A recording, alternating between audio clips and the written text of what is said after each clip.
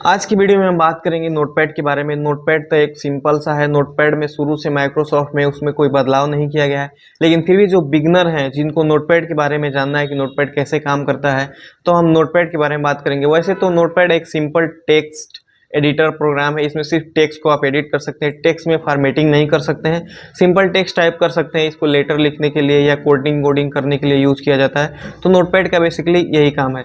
तो चलिए शुरू करते हैं नोटपैड के बारे में सारी चीज़ें।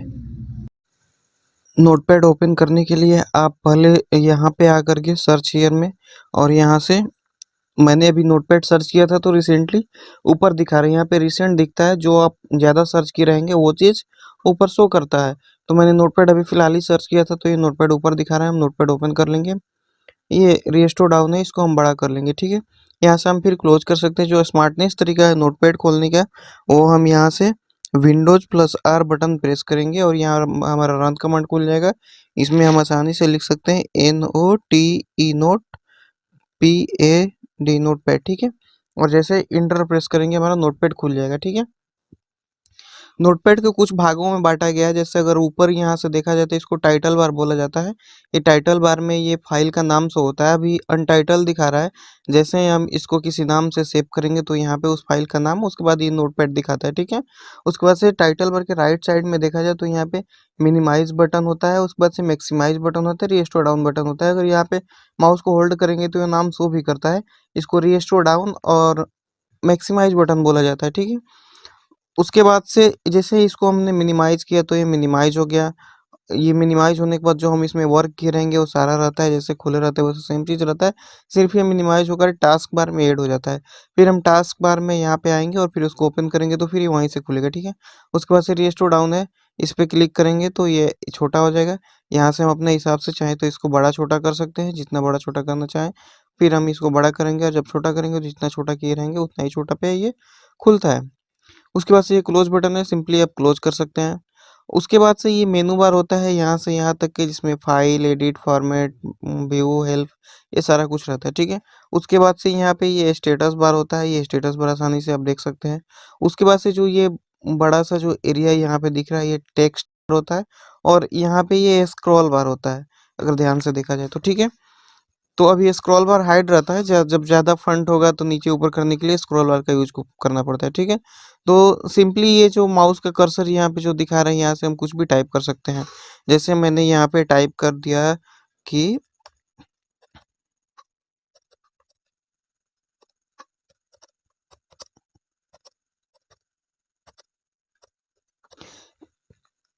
जैसे मैंने यहाँ पे टाइप कर दिया है Mohan is a good boy, ठीक है। अब हम ये पहला जो फाइल वाला ऑप्शन है, पहला फाइल में देखते हैं। फाइल में जाएँगे तो हमें न्यू पेज का ऑप्शन मिलता है, ठीक है। जैसे ही न्यू पे क्लिक करेंगे तो ये पूछ रहा है, do you want to save change to untitled, मतलब ये जो आप पहले से जो फाइल बनाए हैं उसको सेव करना है कि नहीं सेव करना है। अगर यहाँ पे हम डोंट सेव करेंगे तो बिना सेव किए हुए मेरा न्यू फाइल आ जाएगा, और डोंट सेव नहीं करेंगे, सेव पे क्लिक करेंगे तो सेव हो जाएगा, कैंसिल करेंगे तो कैंसिल हो जाएगा, ठीक है। उसके बाद से नेक्स्ट बढ़ते हैं यहाँ पे न्यू विंडो पे क्लिक करेंगे तो देखिए न्यू विंडोज खुल के आ जा रहा है। एक और नोटपैड खुल के आ रहा है। जितना बार भी कीजिएगा इसमें भी आकर के आप न्यू विंडो पे क्लिक कीजिएगा तो एक और नोटपैड आके खुल जाएगा। फिर यहाँ पे आकर के न्यू विंडो पे क्लिक कीजिएगा तो एक और। तो जितना नोटपैड आपको खोलना है यहाँ से खोल सकते हैं न्यू विंडो पे क्लिक करके, ठीक है। ठीक है, Mohan is a good boy. उसके बाद से जैसे ये ओपन पे है, ओपन पे क्लिक कीजिएगा तो ये पूछ रहा है पहले वाला को सेव करना है कि नहीं। तो फिर हम यहाँ से इसको, जैसे देखिए अभी यहाँ पे अनटाइटल नाम दिखा रहा है ना, जैसे हम इसको यहाँ से सेव पे क्लिक करेंगे और यहाँ से सेव कर देंगे। जैसे सपोज मैं अपना ही नाम से इसको सेव कर देता हूँ। मैं यहाँ पे सेव कर देता हूँ VISHAL विशाल, ठीक है। तो विशाल नाम से एक फोल्डर इसमें ऑलरेडी सेव है, तो मैं विशाल 22 कर दूंगा और यहाँ से सेव कर दूंगा तो वो सेव हो गया। अब देखिए यहाँ पे विशाल 22 करके यहाँ पे फाइल शो हो रहा है। अभी जब नहीं सेव की थी तो अनटाइटल दिखा रहा है, और सेव कर देने के बाद यहाँ पे उस फाइल का नाम शो होने लगता है, ठीक है। अब हम यहाँ पे जब ओपन पे क्लिक करेंगे तो सिंपली हमको ले जाएगा। अब यहाँ से हम जो ओपन कर सकते हैं, जैसे यहाँ पे ये इस कुमकुम नाम से फाइल है तो इसको हम ओपन करेंगे तो यहाँ से वो दिखाने लगेगा। तो जिस नाम से हम जो भी सेव कर देंगे वो चीज़ वहाँ से दिखाने लगेगा। फिर जैसे मैंने ओपन किया, मैंने अपने नाम से विशाल टूटू वाला में जो लिखा था Mohan is a good boy, तो यहाँ पे Mohan is a good boy दिखा रहा है, ठीक है। तो ये चीज़ हो गया। उसके बाद से ये सेव एज़ हो गया। सेव एज़ मतलब एक ही लोकेशन पे फ़ाइल को दूसरे नाम से सेव करने के लिए सेव एज़ पे क्लिक किया जाता है। जैसे इसमें सेम फ़ॉन्ट है, उसमें भी सेम फ़ॉन्ट है और हम फिर इसको सेव करेंगे, सेव एज़ पे क्लिक करेंगे। एक ही लोकेशन पे सेम फ़ाइल को सेव करने के लिए सेव एज़ का प्रयोग किया जाता है। जैसे मैंने यहाँ पे इसमें एक और 2 ऐड कर दिया और यहाँ से सेव कर दिया। तो वो चीज़ मेरा वहाँ पे उसी लोकेशन पे फिर से सेव हो गया, ठीक है? फिर उसमें अगर हम नेक्स्ट आगे बढ़ेंगे तो यहाँ पे देता है पेज सेटअप पे क्लिक करेंगे। तो पेज सेटअप पे क्लिक करके यहाँ से जो पेज का जो साइज़ है वो साइज़ सेट कर सकते हैं। साइज़ में हम यहाँ पे ए4 साइज़ कर देंगे। यहाँ पे अलग-अलग साइज़ दिए हुए रहते हैं। तो ए4 साइज़ करेंगे क्योंकि नॉर्मली जो हमारे इंडिया में जो भी प्रिंटर यूज़ होती हैं, जो नॉर्मली बेसिक ऑफ़िस वगैरह में या शॉपों पे जो यूज़ किया जाता है, वो ए4 साइज़ का ही पेपर उसमें डलता है। तो ए4 साइज़ सिलेक्ट कर लीजिए। उसके बाद से जो यहाँ पे देता है ओरिएंटेशन, ओरिएंटेशन में आप पोर्ट्रेट रखना है कि लैंड स्पेस रखना है। लैंड स्पेस कीजिएगा तो ओपट हो जाता है पेज और पोर्ट्रेट पे कीजिएगा तो वो खड़ा रहता है। तो इस तरीके से आप कर सकते हैं। उसके बाद से आपको यहाँ पे मिलता है मार्जिन, मार्जिन भी आप सेट कर सकते हैं। जैसे यहाँ पे देखिए चारों तरफ ज़्यादा स्पेस है, इसको कम करेंगे। अगर मार्जिन आप यहाँ पे 20 कर देंगे तो देखिए, तो यहाँ पे मार्जिन जैसे मैंने यहाँ पे 20 कर दिया तो यहाँ पे घट गया। उसके बाद से फिर मैं अगर यहाँ पे मैं 10 कर दे रहा हूँ, जैसे मैंने यहाँ पे 10 कर दिया, तो देखिए मार्जिन और कम हो गया। फिर मैं टैब बटन प्रेस करूँगा, फिर यहाँ पे 10 कर दूँगा, फिर देखिए उस साइड भी कम हो गया और ऊपर नीचे मार्जिन ज़्यादा है। फिर मैं टैब बटन प्रेस करूँगा 10, फिर टैब बटन प्रेस करूँगा 10। तो आप देख सकते हैं जैसे यहाँ पे चारों तरफ मार्जिन कम हो गया है। तो इस तरीके से आप मार्जिन सेटिंग कर सकते हैं। यहाँ पे हेडर फुटर का भी आपको ऑप्शन मिल जाता है, ठीक है? उसके बाद से यहाँ पे एक कमांड दिया हुआ रहता है, जैसे मैंने एंड विशाल दिया हुआ है और एंड विशाल लिख करके और एसपी लिखा हुआ है। जैसे देखिए ये हेडर फुटर है। हेडर फुटर पेंट में भी अप्लाई हो सकता है। बहुत लोगों को पता नहीं होता है कि पेंट में भी हेडर फुटर काम करता है, लेकिन काम करता है। किस कंडीशन में काम करता है? जब हम इसमें अप्लाई कर देंगे तो यहाँ काम नहीं करेगा। जब हम उसको प्रिंट करेंगे तो प्रिंट वाला में हमारा हेडर फुटर ऐड होकर के प्रिंट होता है। जैसे देखिए इस सबके जैसे पेज सेटअप पे क्लिक कीजिएगा, सबसे लास्ट में ये ब्लू कलर का सब में सबके लैपटॉप में खुलता है ये इनपुट वैल्यू। इनपुट वैल्यू पे जैसे ही आप क्लिक कीजिएगा, अभी नेट कनेक्ट नहीं है मेरा, पहले मैं नेट कनेक्ट करता हूँ उसके बाद आपको दिखाता हूँ। इनपुट वैल्यू पे क्लिक कीजिएगा तो आपके सामने एक डायलॉग बॉक्स खुल कर आएगा। ये देखिए इसमें ये आपको कुछ कमांड दिए हुए हैं, जैसे एंड एल है। एंड एल से left align the character the flow, मतलब आप एंड एल लिख करके जो भी करेक्टर लिखिएगा वो लेफ्ट साइड में होगा। एंड सी लिख करके जो भी करेक्टर लिखिएगा वो सेंटर में होगा। एंड आर लिख के जो भी करेक्टर लिखिएगा वो राइट साइड में होगा। उसके बाद से एंड डी लिख के जो लिखिएगा प्रिंट करेंट डेट होगा और जो भी प्रिंट होगा उसमें करेंट डेट प्रिंट हो जाएगा, ठीक है। उसी तरीके से एंड टी है, एंड एफ है, एंड पी है, ठीक है। एंड पी कर दीजिएगा तो पेज नंबर शो होगा। उसके बाद से ये अलग अलग कमांड्स दिए हुए हैं।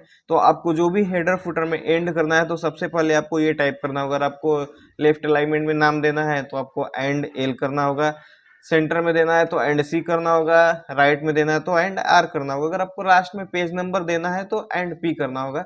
जैसे मान लीजिए कि हम इसको मिनिमाइज करते हैं। जैसे मान लीजिए मैंने यहाँ पे अभी से मैं टाइप करके दिखा रहा हूँ। मैं यहाँ पे टाइप कर देता हूँ ये, जैसे यहाँ पे मैं डॉक्यूमेंट लिख देता हूँ, DOCOMENT, डॉक्यूमेंट लिख देता हूँ, ठीक है। यहाँ पे एंड सी लिख के मैंने डॉक्यूमेंट लिख दिया, ठीक है। और नीचे मैं अपना एंड एफ लिख करके अपना नाम लिख दिया और एंड पी कर दिया। तो देखिए एंड सी से जो मैं करूँगा तो पेज में मेरा हेडर में डॉक्यूमेंट ऐड हो जाएगा, सेंटर में डॉक्यूमेंट आ जाएगा, ठीक है। और एंड एफ कर रहा हूँ तो लास्ट में मेरा नाम विशाल लिख देगा और एंड पी किया हूँ तो उसमें पेज नंबर भी शो कर देगा। और मैं इसको ओके कर देता हूँ, ठीक है। तो ये इसमें नोटपैड में यहाँ पे दिखाता नहीं है कि ऐड हुआ है। जैसे आप एक इसको ये प्रिंट वाले पे जाइए, प्रिंट वाला पे जा करके और इसमें आपको ये सिलेक्ट कर लीजिए माइक्रोसॉफ्ट प्रिंट टू पीडीएफ। जैसे इसको प्रिंट कीजिएगा तो ये सेव होगा। सेव होगा तो ये पूछेगा कहाँ सेव करना है। जैसे डेस्कटॉप पे ही मैं सेव कर लेता हूँ, अपना नाम दे देता हूँ, जैसे वीवी मैंने दे दिया ट्रिपल बी और मैं इसको सेव कर दिया, ठीक है। जैसे ये सेव हो गया, अब देखिए क्या होगा। अब देखिए ये वीवी है, इसको खोलिए, ठीक है। तो हमने क्या लिखा था यहाँ पे अपना पेज सेटअप में, मैं आपको फिर से एक बार दिखा रहा हूँ। पेज सेटअप में मैं आ रहा हूँ, एंड सी डॉक्यूमेंट, ठीक है। तो अब देखिए यहाँ पे आप इसको देखेंगे तो क्या दिखा रहा है, सेंटर में हमारा डॉक्यूमेंट आया है। नीचे हमारा जो मोहन नीचे गुड बॉय है वो सेंटर में हमारा डॉक्यूमेंट आया है। और सबसे लास्ट में देखेंगे तो ये फाइल का मेरा क्या नाम है, विशाल 2। तो मेरा डॉक्यूमेंट का जो फाइल का नाम है विशाल 2 दिखा रहा है और मैंने विशाल टाइप किया था और पेज नंबर 1 है। तो इस तरीके से आप हेडर फुटर दे सकते हैं। जैसे मैं आपको एक और एग्जांपल के तहत दिखाऊं तो मैं अगर इसको पहले मैं इसको क्लोज कर देता हूँ, मैं इसको क्लोज कर देता हूँ और मैं यहाँ पे डॉक्यूमेंट में एंड सी के जगह एंड सी के जगह मैं आर कर देता हूँ और आर करके और मैं इसको ओके करता हूँ और ओके करने के बाद यहाँ से मैं आकर के और प्रिंट वाले पे ऑप्शन पे आकर के और मैं इसको सेव फिर से करता हूँ और सेव करूँगा। फिर मैं इसको क्या दे देता हूँ, ट्रिपल भी ही दे देता हूँ। अब ये पूछ रहेगी कि जो पहले वाला है उसको हटा करके उसको सेव करना है, तो मैंने कर दिया, ठीक है। अब मैं फिर इसको मिनिमाइज करूँगा और फिर मैं इसको खोलता हूँ, तो इसमें देखिएगा क्या होगा।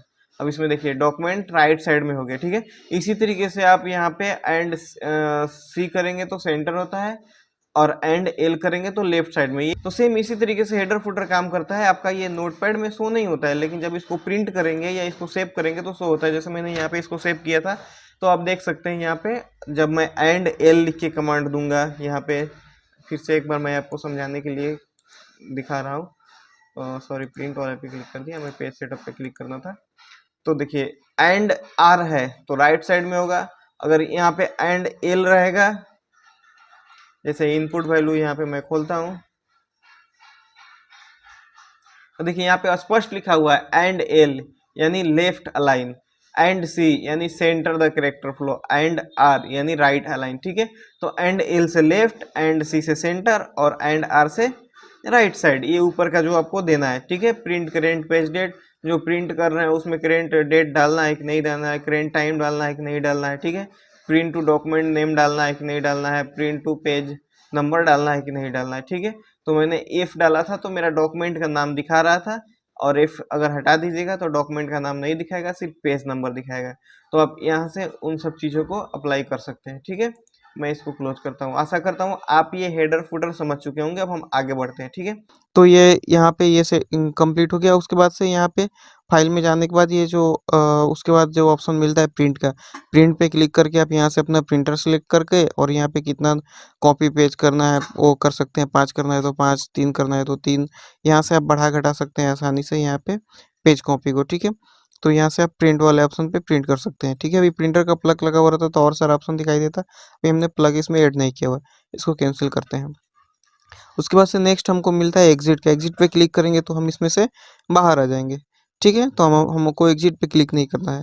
उसके बाद से आता है एडिट का, एडिट में जैसे अभी यहाँ पे देखिए अंडू का और कट कॉपी का ये ऑप्शन हाइड है। जैसे मैंने यहाँ पे इसको सेव कर दिया है, जैसे मैं स्पेस लिख करके और इसमें मैं एक और एक चीज़ जोड़ दूंगा।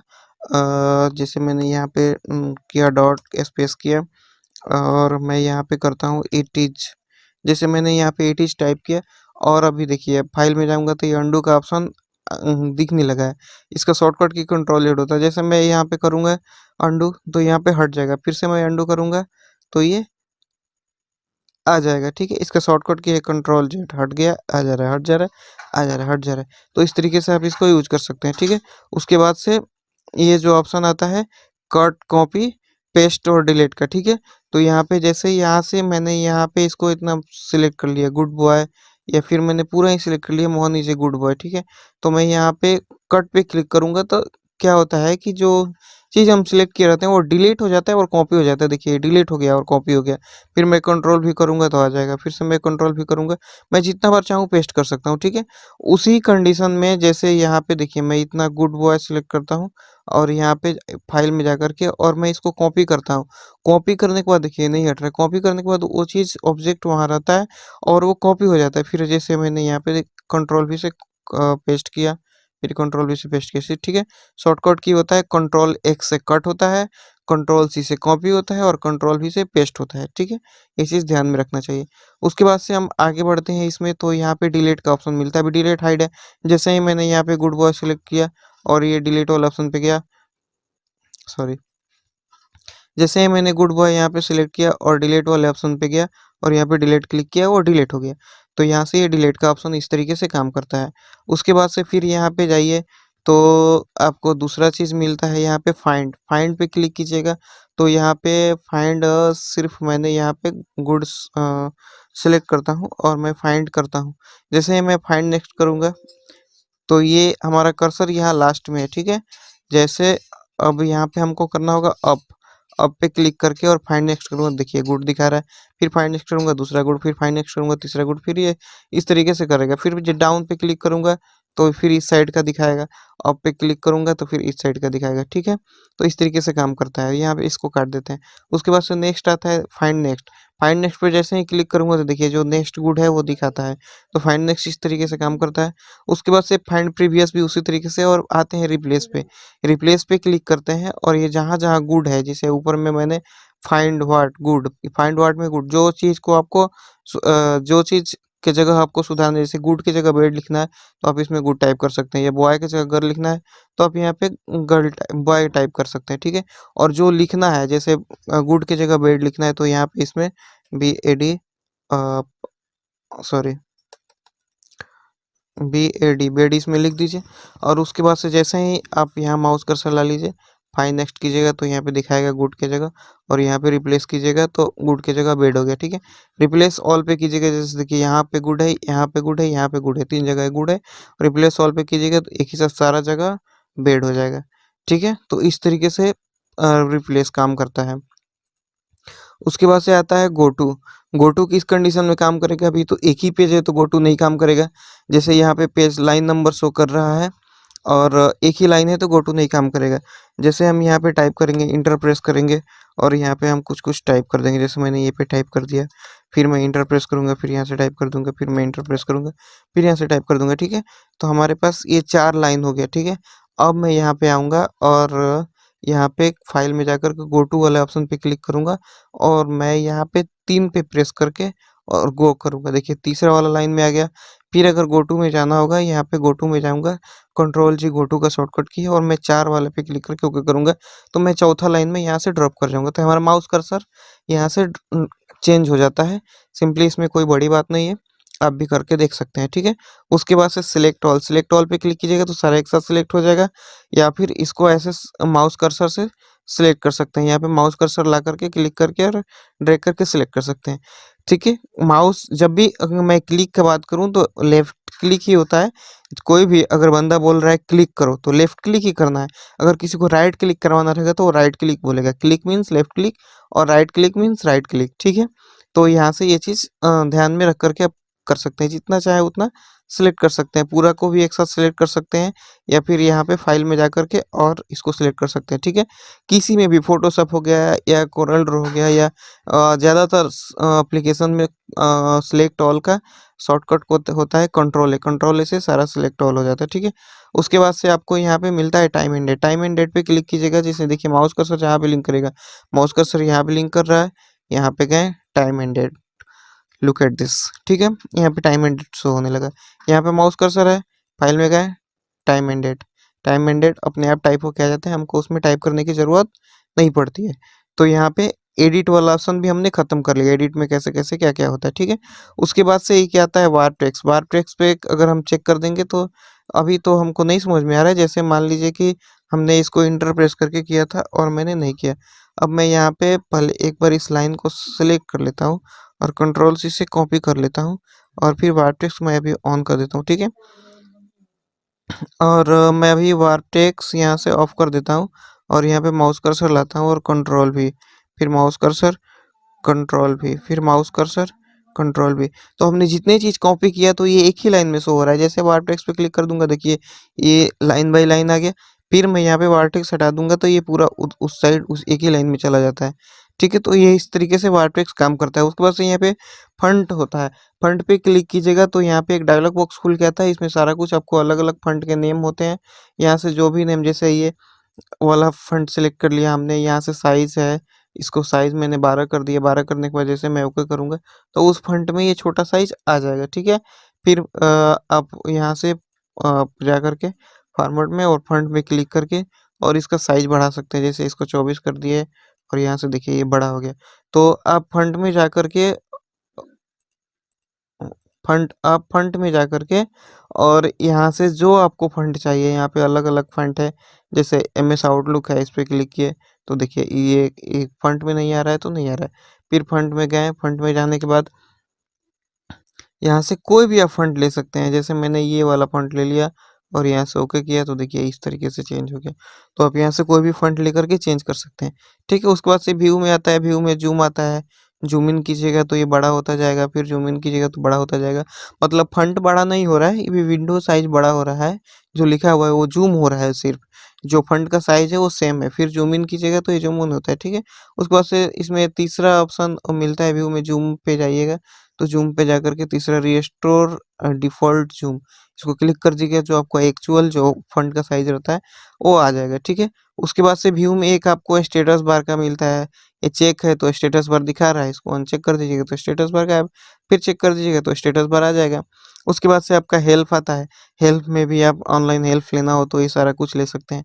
फीडबैक सेंड करना है तो नेट कनेक्ट करके फीडबैक सेंड कर सकते हैं। उसके बाद से अबाउट नोटपैड पे क्लिक कीजिएगा तो नोटपैड से संबंधित सारी जानकारियाँ इसमें आ जाती हैं। नोटपैड कैसे कौन-सा विंडोज़ है और कौन-सा विंडोज़ का नोटपैड है, वो सारा चीज़ आ जाता है। तो नोटपैड बेसिकली यही होता है, नोटपैड में आप टेक्स्ट पढ़ने, टेक्स्ट खोलने, टेक्स्ट टाइप करने या कोडिंग-वोडिंग के लिए भी टेक्स्ट इसमें टाइप किया जाता है, उतना चीज़ के लिए यूज़ किया जाता है। नोटपैड एक साधारण टेक्स्ट एडिटर प्रोग्राम है, ठीक है? इसमें ये आपका टाइटल बार आ जाता है, इसमें मेनू बार आ जाता है, इधर स्टेटस बार आ जाता है और ये इतना दूर का टेक्स्ट एरिया आ जाता है। तो नोटपैड बेसिकली यही है, नोटपैड में कोई बड़ी चीज़ नहीं है। आई होप आपने नोटपैड के बारे में सारा चीज़ समझ लिया होगा।